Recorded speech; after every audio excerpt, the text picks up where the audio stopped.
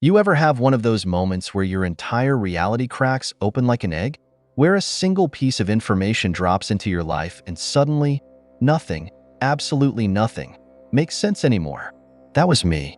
My name is Derek, 32. My sister Lisa, 37. My parents Carol and Thomas were the perfect parents, attentive, supportive, and respected in our community. I and my sister grew up believing we had a close-knit, loving family. My sister, Lisa, is a bit of a perfectionist, always striving to meet our parents' expectations. We had both moved out, and my sister was married with 2 kids. I was just an ordinary guy, living an ordinary life with an ordinary family, or so I thought. Until one random afternoon, while helping my parents clean out the attic, I stumbled upon something that changed everything. A birth certificate, and it wasn't mine.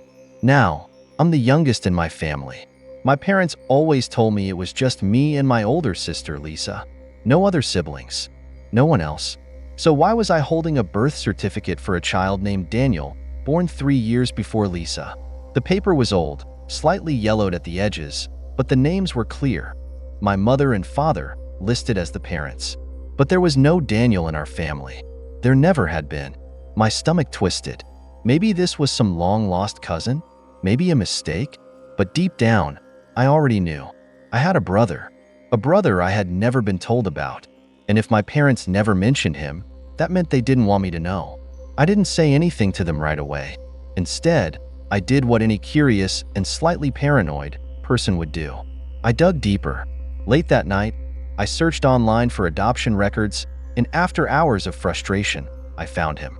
Daniel Parker, age 40, living 2 states away. He had a LinkedIn profile, a business website, even a family, a wife, kids. He looked normal, happy, but why had my parents given him up? I sat there, staring at his picture, 1,000 questions racing through my mind. Should I reach out? Should I just pretend I never saw this? I mean, my parents must have had a reason for keeping this from me, right? But the more I thought about it, the more I realized I needed to know the truth. So, I sent him a message. I didn't expect a reply. I mean, how do you even respond to something like that? But he did. A day later, I woke up to an email. I've been waiting for this message my whole life. He wrote. My heart nearly stopped. We talked, first over email, then on the phone. And it didn't take long before the truth came out. Daniel had always known about us. About me. About Lisa. But he'd never reached out. Because my parents? They had made it very clear. He was not welcome.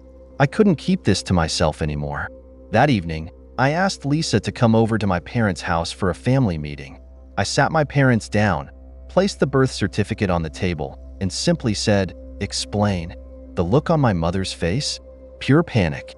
My father? Stone cold. Then came the lies. "You don't understand. It was for the best. We did what we had to do." But I wasn't buying it. Finally, after what felt like hours of dodging, my mother broke down. We were young. We weren't ready. We made a mistake. But that wasn't the truth. Lisa, who had been sitting quietly through all of this, finally spoke up. And what she said hit me like a freight train. They didn't give him up because they weren't ready. They gave him up because they thought he was defective. Turns out, when Daniel was born, he had a heart condition, one that required expensive surgeries. My parents? They didn't want to deal with it. So, they gave him away. Not to a loving family. Not to a desperate couple who wanted a child. They dumped him in the foster system. And they never looked back. I felt sick. I had spent my whole life believing my parents were good, decent people. But now, I saw them for what they were, cowards. Lisa was crying. My mother was sobbing. My father just sat there, staring at nothing, refusing to say another word. But me? I grabbed my keys, walked out that door, and drove straight to Daniel's house. I'll never forget that moment. When I knocked on his door, when he opened it, when we locked eyes for the first time. It was like looking in a mirror. We had the same nose, the same eyes, the same damn smile. For a moment, neither of us spoke. Then, he pulled me into a hug. And for the first time in my life, I realized I wasn't an only son. I had a brother, and I wasn't going to let him be forgotten ever again. Things have never been the same since. My relationship with my parents? Strained, if not completely destroyed. Lisa? She's stuck in the middle, torn between guilt and anger.